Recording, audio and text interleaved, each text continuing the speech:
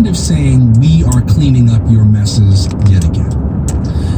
So it's important to keep the numbers in perspective. We're talking about somewhere around 40,000 foreign fighters that came to join the so-called Islamic State, all told, but the vast majority of them are Syrian, Iraqi, or from other parts of the region. Right now, we believe there are about 2,000 Europeans, all told, that are being held in these camps or perhaps still free.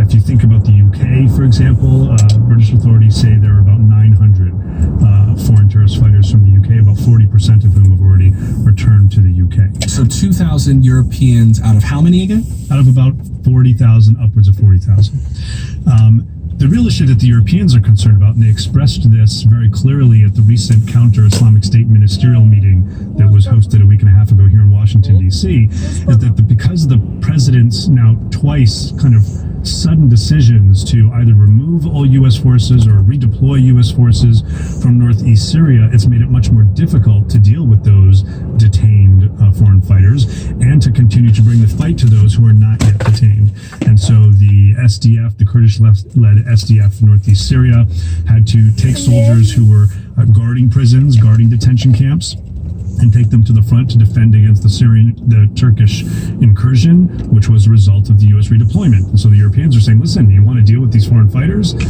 Stick to this small, inexpensive, fairly risk-free, and extremely effective deployment that we had in Syria. It's very hard for us Europeans to know how to deploy, how to fund going forward if we don't know if you're going to be there from one Tuesday to the next. And I took that part of President Macron's comments as well, that when the U.S. pulled out of Syria, Turkish forces swept south. The U.S., Turkey and Syria share a north-south border with Turkey in the north and Syria in the south, and that just kind of allowed them to come into Syria and go after our Kurdish allies. Now, Frank, President Macron recently criticized NATO in a profile in The Economist. President Macron called NATO brain dead, and President Trump brought up that critique during a press conference with Jens Stoltenberg, who is the Secretary General of NATO. Here's part of what he said.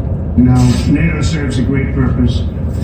It got to be unfair for the United States because the United States was paying a disproportionate amount. And I heard that President Macron said NATO is brain dead. I think that's very insulting.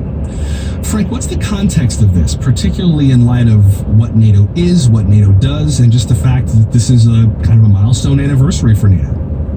I think what Macron is getting at is a big question he was asking even in this press conference not too long ago with President Trump today is, what is NATO's purpose? And particularly what is going on with Turkey and the United States. Here you have two NATO countries. One, in the case of Turkey, saying it wants to go in and go after these fighters, the United States stepping aside.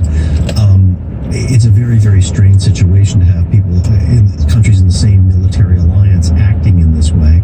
And he's also very concerned about Turkey's role. As we've been reporting over the last number of days, Turkey is saying that unless that NATO define the fighters that it is against, the ones who've actually been working with the United States in the past to go after ISIS, defines them as terrorists, that in fact Turkey is not going to support any number of policies that might come out of the summit.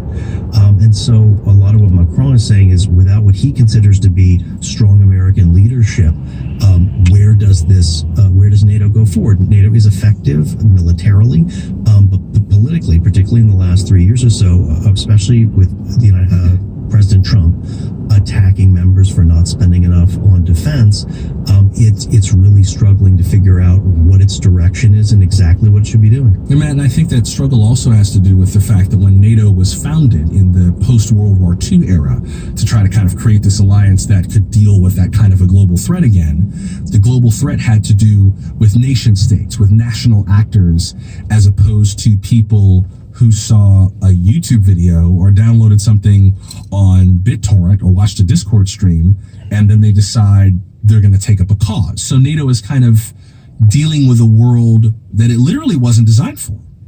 And NATO would argue that there still are those nation state threats that it needs to contend with, especially from Russia on its eastern borders. And it would argue that, especially at the beginning of the Trump administration, when it was made clear to NATO that they had to do more on counterterrorism, that's basically a quote from the president, they created something called NATO South. They created a whole new analytical framework to focus on the Mediterranean, the southern perspective from focused on migrants and on counterterrorism to specifically fill that gap, fearing that otherwise the president might just pull out of NATO.